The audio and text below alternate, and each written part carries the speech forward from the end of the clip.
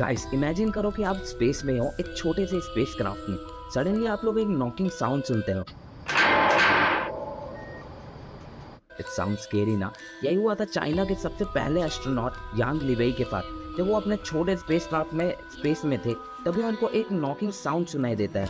वो knocking sound वो ऐसे डिस्क्राइब करते हैं जैसे कि कोई एक स्टील की बाल्टी में वुडन का हथौड़ा मार रहा हो।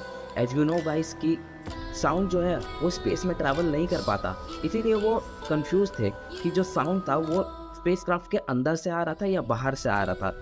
वो अर्थ आके ये इंसिडेंट पूरा डिस्कस करते हैं अपने क्रू के साथ में, लेकिन वो एग्जैक्ट साउंड नहीं निकाल पाते, इसीलिए इस बात का आगे रिसर्च नहीं हो पाता।